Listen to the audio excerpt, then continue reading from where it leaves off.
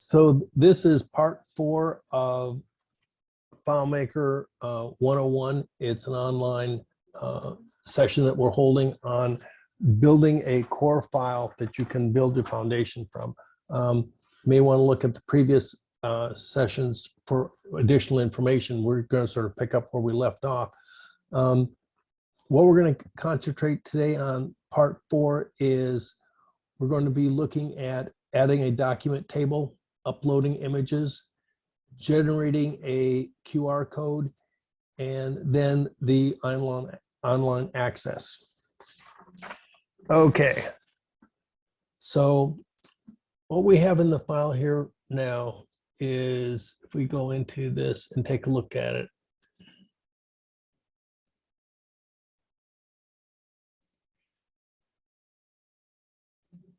is we have these files. We're going to add now a document folder, because quite often you'll have something that you want to tie, some type of document that is actually tied to a client. So what we'll do is we'll import that. Got to get over here and look up a file.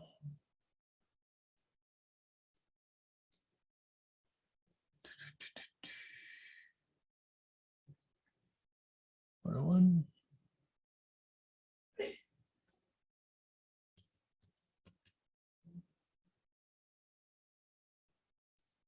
And this is from our previous foundation file. Edit layout. I don't want to do that. Manage database. Document. Copy. Move it off. Paste.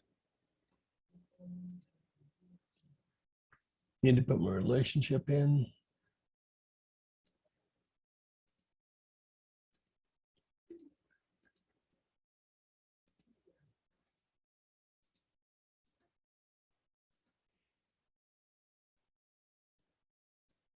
And here,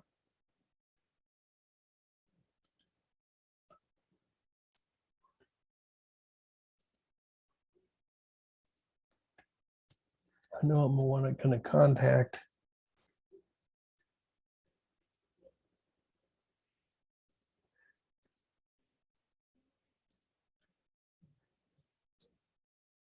and my connector on this is contact to contact document is going to be the UUID for that particular customer.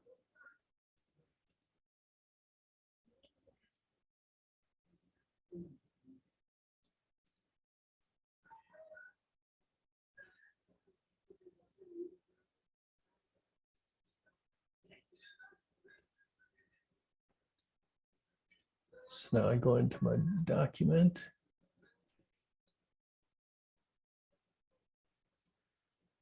Really change the theme over to something where I can use.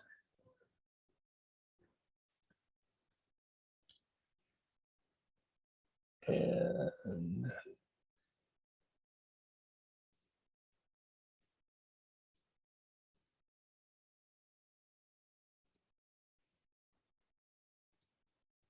copy.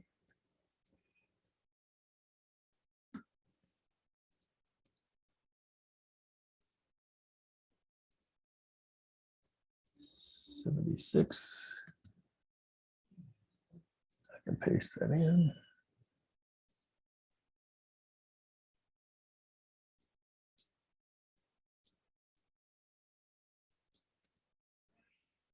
So these are the things I have to do to add this module into it. I've got to add, we already have this full, we do have to rename it.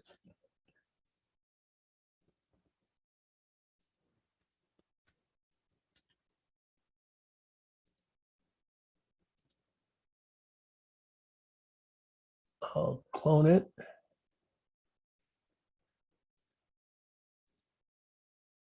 And rename it detail. Because a lot of the stuff is the same. But for the list one, I'll just do a new one.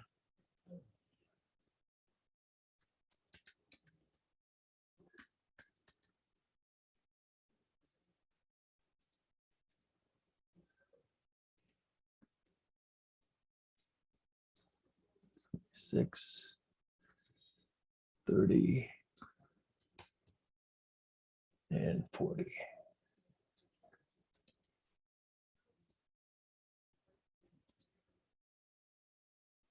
Header on that is going to be header with the bottom line, top and bottom line, and footer with the top line. So I know I can go over here to document list, all, copy,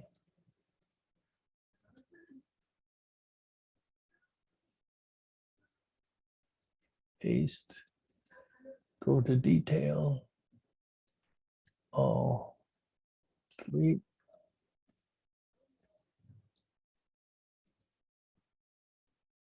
document detail,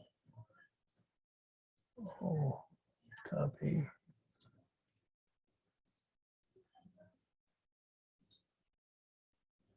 and what I want to do, I want to wait on that. Violating one of my rules about the order I need to do things. I need to copy the document scripts over.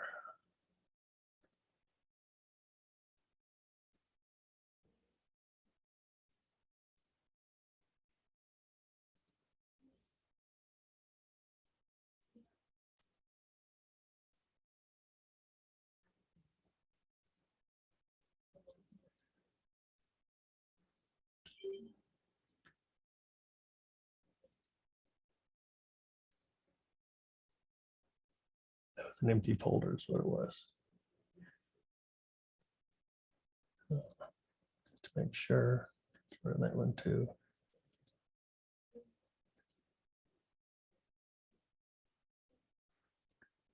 Paste. There we go.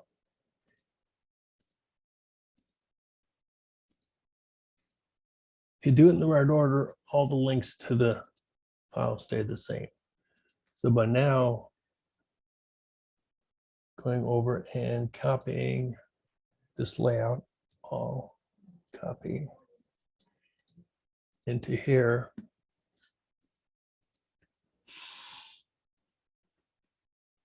These buttons will be functioning, whereas before they wouldn't have been doing it. Okay, contact list.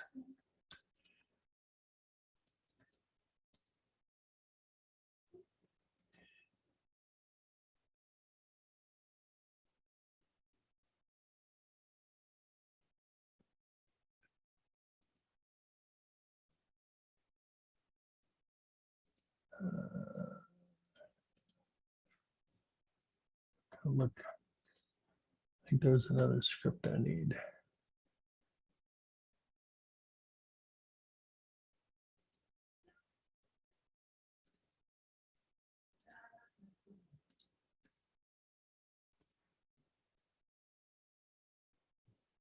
Document new import.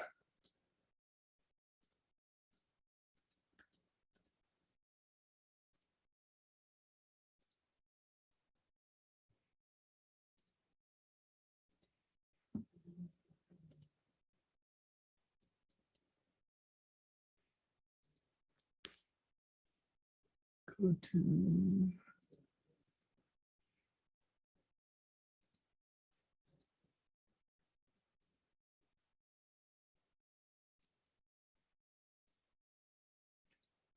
okay. So if we take a look at the script from the old file, that contact, document, copy,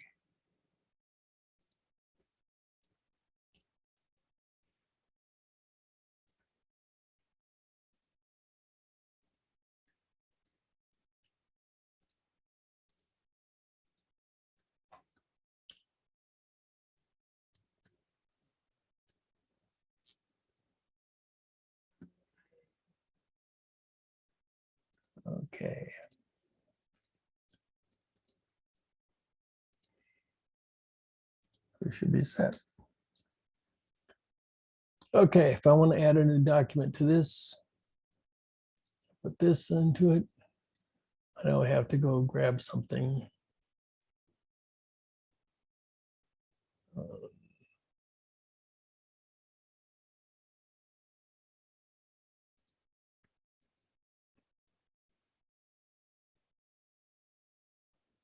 And puts it into it.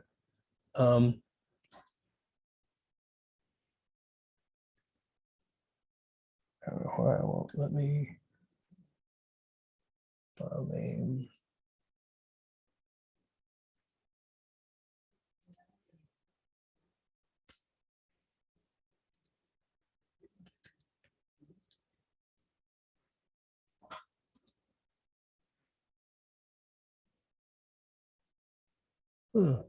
So why didn't it appear? That's because we had not tied this into it. And it's contact document.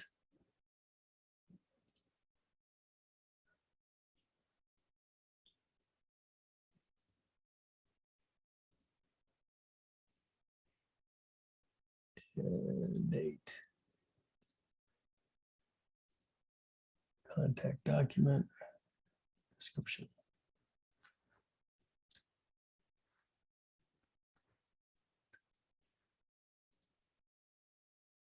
File name. This will take it right back to it. I've learned that I normally pull the meta information along with the file just so that I have it.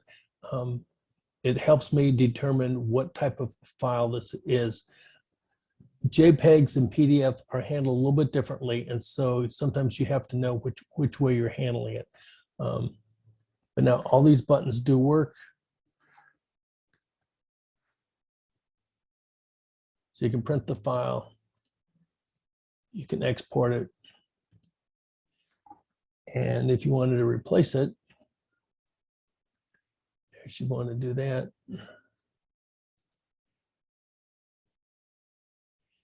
And it puts a note that it's been updated.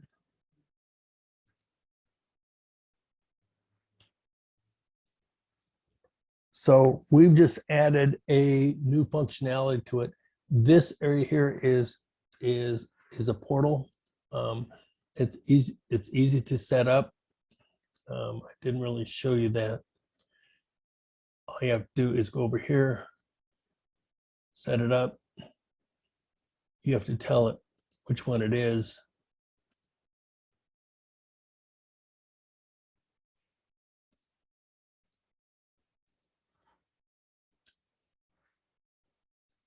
And it would show up. This has already been pre-formatted. I can't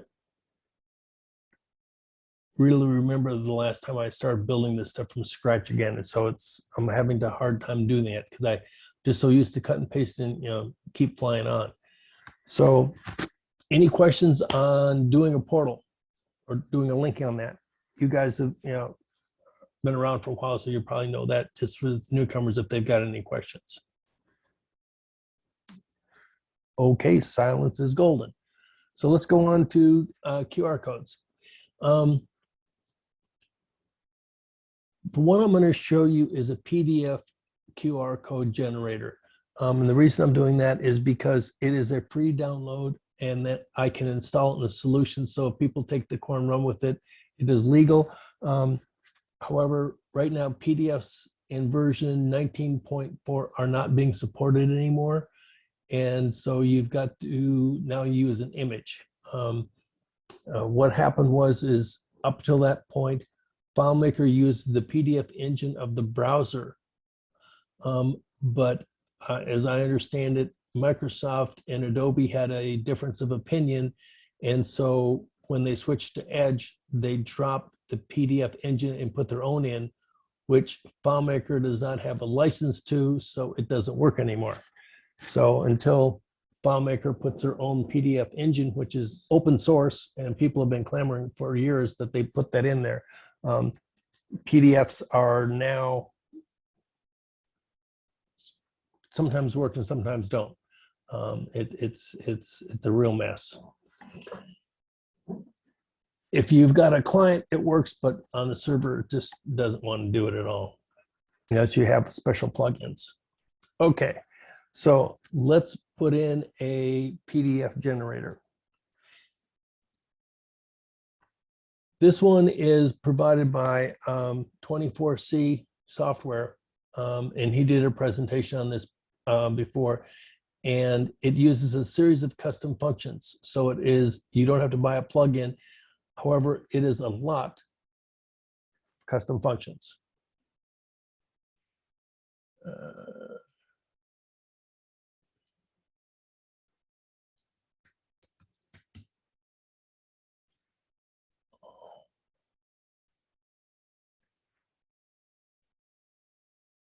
But once you put them in, it's 111 custom functions because it's actually generating an image.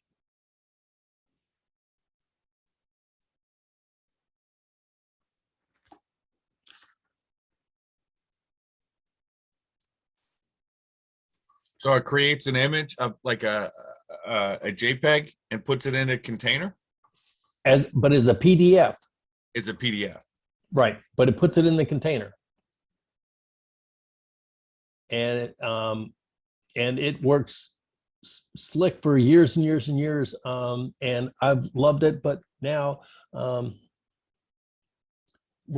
sometimes we have to work around it. Okay. What's nice about that is when we first came up with this, what you could do, what was really nice about it, and is if you went into your fields, contact, and the QR image,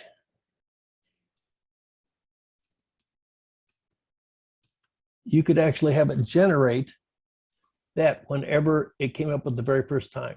So that's all it takes to run it. These are presets that I put in. You can actually, in the instructions, have it so that you can actually set it up in a table and change it and do all sorts of things. But those are the defaults that I used. And layout, so browse. If I do a new contact,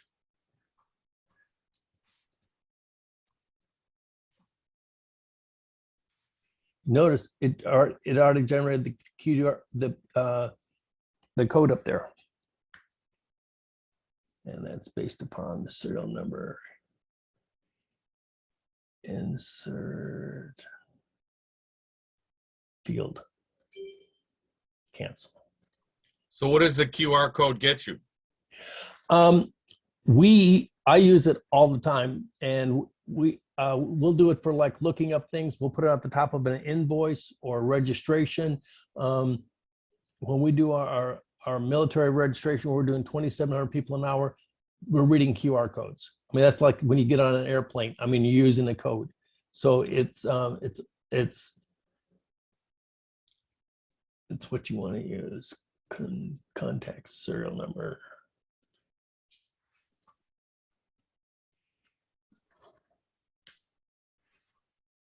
There's the number.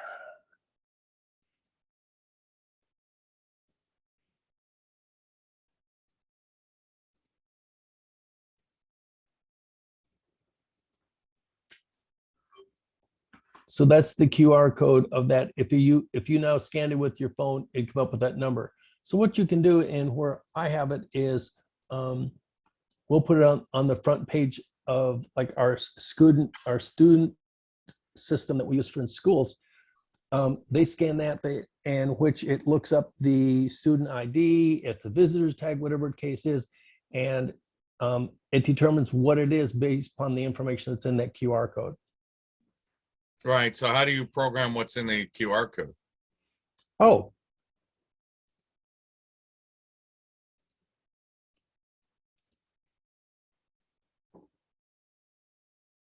This is the image that was generated, and it's taking the value from the serial number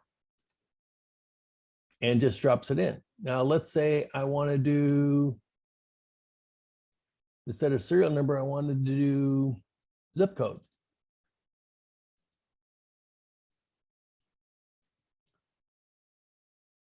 Now it won't change that until I think I have to go in here and update this. Yeah. Because the plugin was not there when we did it. So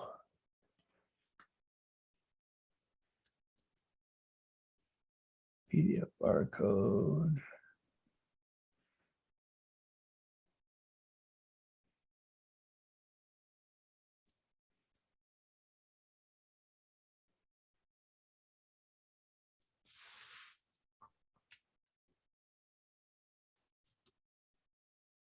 What happened to it?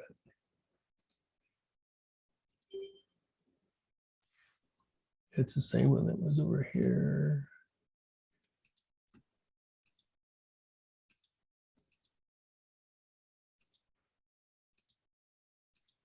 Oh, QR code.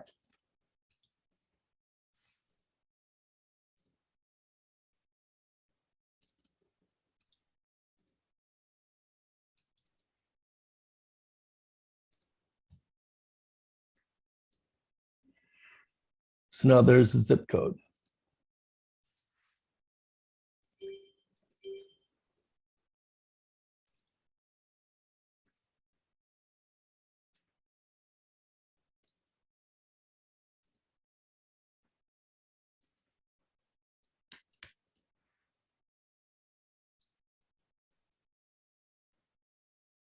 And if I hit clear, I regenerate the PDF.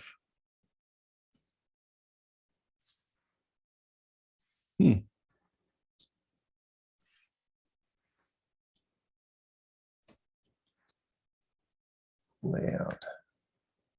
Let's take a look at browse.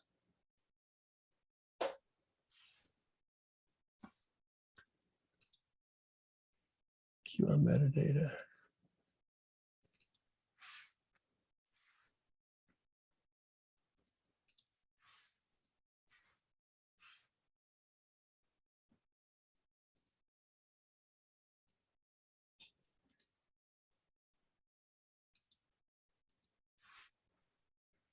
Browse.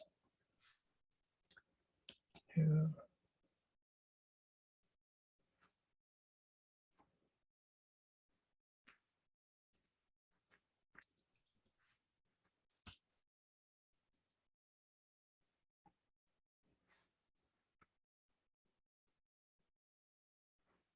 So that's, so the metadata is actually on that one.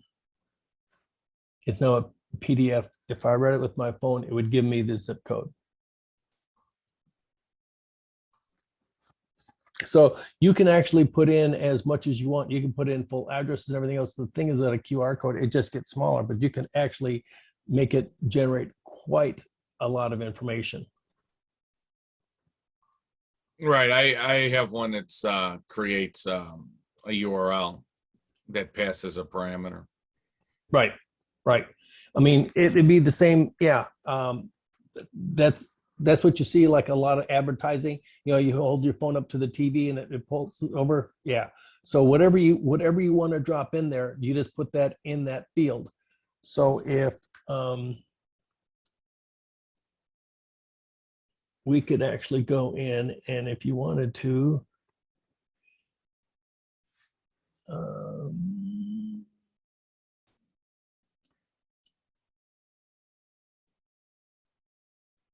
instead of making the zip code, we could actually go into the global table and get our URL.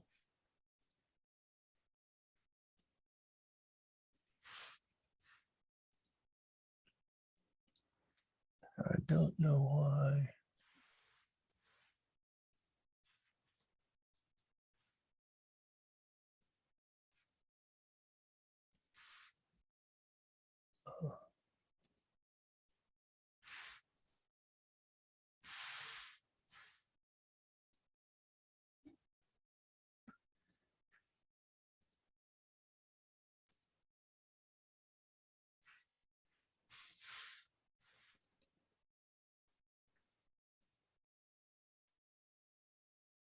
Oh,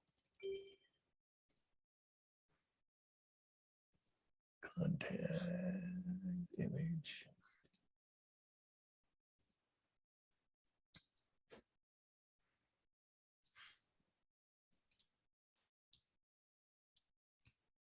So now the embedded in that is a URL. It makes it pretty easy to put whatever you need in there. Okay. Yeah, but now since I use the global field for that, it would be the same for everybody I put in.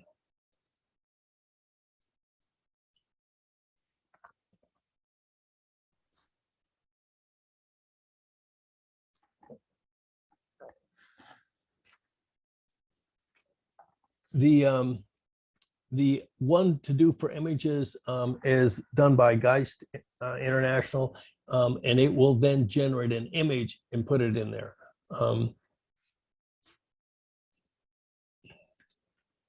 How is that one done? Is that a custom functions as well, or? It is a little bit different. So browse. This is my core file that has a license to that, and I'll show you to. It actually uses a database. Is how it works, and then what happens is it has a pretty intense series of functions that it runs through, because it can generate a number of different ones. So let's see, that's for serial number. It's set to do that, so I can use that. Browse. If I go back over layout, I clear this out. On this one, if I generate a PDF, this is on the other file. So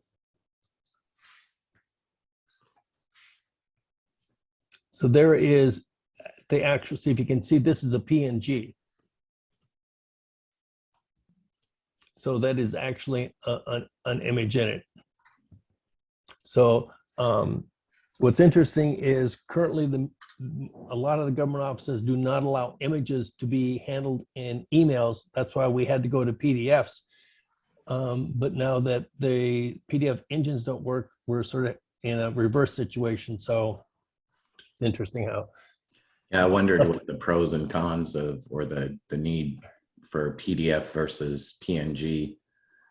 Well, the thing is, in a PNG file, you can actually embed a link that actually will take it to someplace else. And so in that way, you could actually download a virus. So that's why in a lot of situations, they will only allow PDFs because it is self-contained.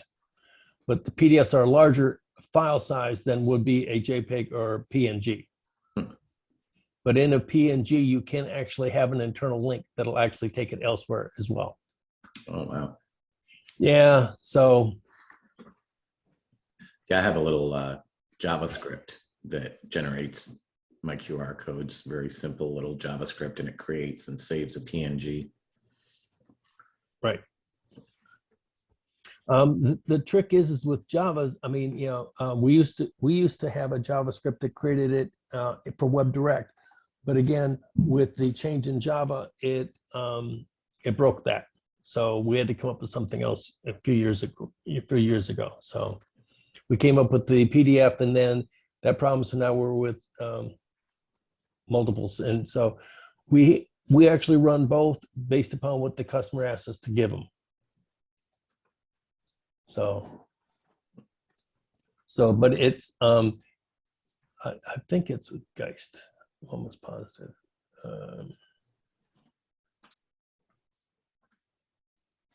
File manage database. Scripts, yeah, scripts tells us.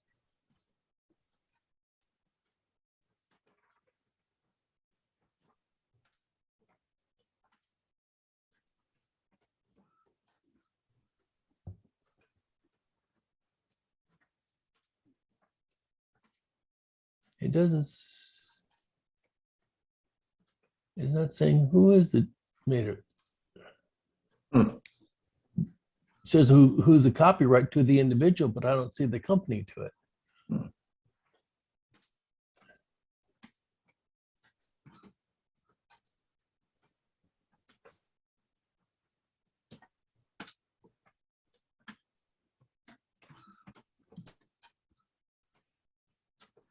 Yeah.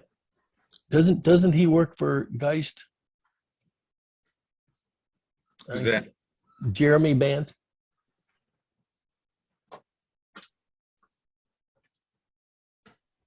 I think that's where I got this from.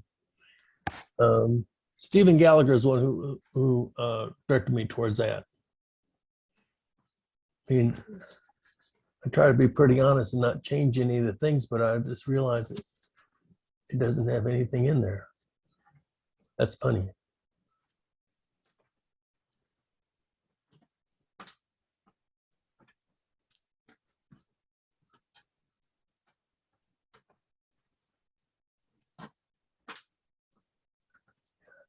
But this is actually a pretty comprehensive one. It'll generate it in a number of different formats, and it saves it as a base 64 and then regenerates it. So that's how it's done.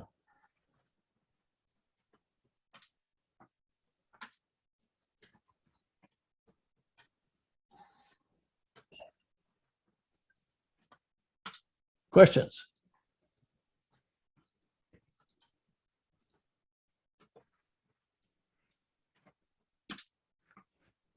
I don't know if anybody plays with the meta tags at all, but this is the metadata from this particular image here, which helps me a lot.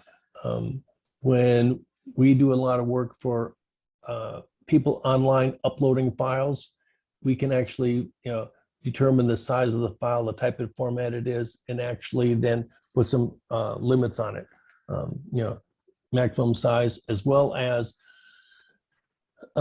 we've been doing a lot of fax verification where people will take a picture with their phone and upload it. The problem is if you use the new iPhones, they upload it in a .heic file. If you happen to see those are the ones that have movement into them. Well, those don't convert directly, so we have to use a plugin that it senses using the meta tag as that what type of extension it is. If it's anything other than JPEG or PNG, it actually runs it through a converter, through a plugin, and changes it into that format so that it can save it, so that it can be read. All little things we get into. So let's see what I've got on my list. Access. Okay. The other thing we wanted to actually talk about was the order to do things in. And I trip over myself sometimes on that one. Let's see if I've got, I'm gonna pull something up on that.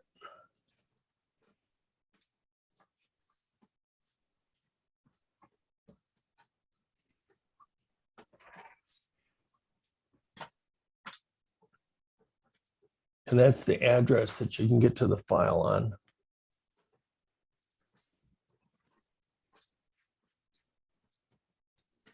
The order of build.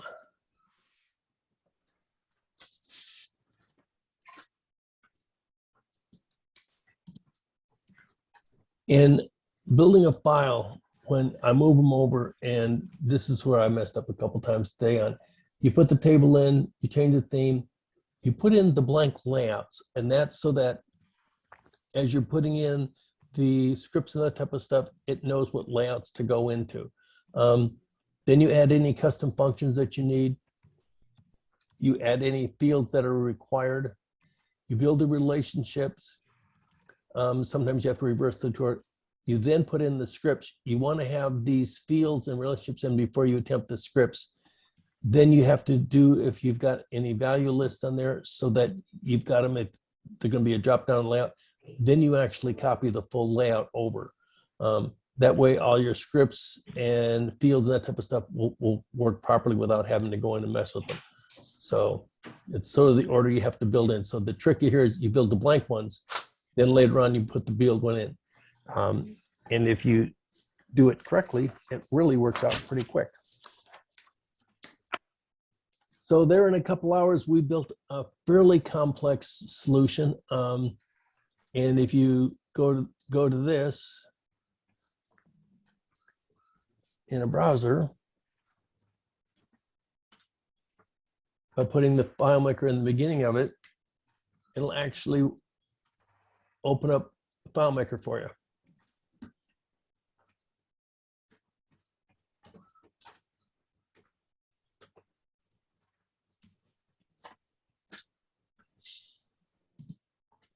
Questions, comments? You want to throw a boat at me? I don't know. Close. The other thing I do is on a close, if you notice on my admin file, I have, when it closes, it redirects it to a URL. So it's an easy way of getting off of this, you know, WebDirect has closed. It's still there, but it's behind the scenes now. So exit out of this, it takes it to this file, wherever you want it to go. How does it do that? What? How does it do that? Oh, let me show you. We'll open up this again.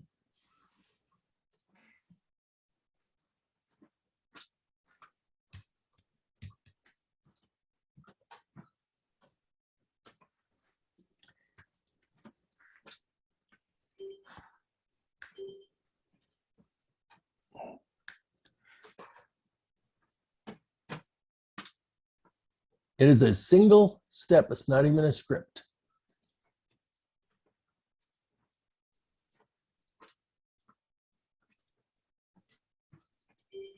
It's just open URL on that.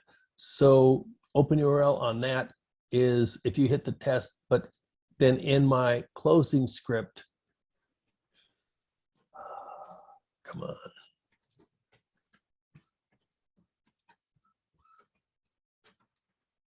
In the file shutdown, exit script. First thing it does is if there is something in that field, it redirects it to that. And then it does the close down behind the scenes. But if it's left blank, it ignores that. What I do in my exit script is because I've logged in, it does my log out for me so that I get my timestamp in of when people are coming and going. So it's just the problem you have is in WebDirect, if they just close the browser and they don't hit exit, it doesn't give a timeout or stamp out. So, but anyway, that's how that is.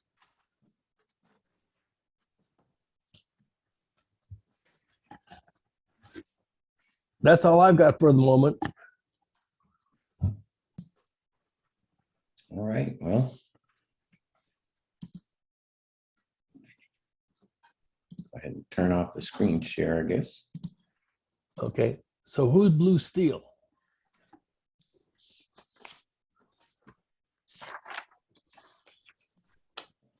I'm trying to keep attendance here. Don't know who that is. What? I said, I don't know who that is.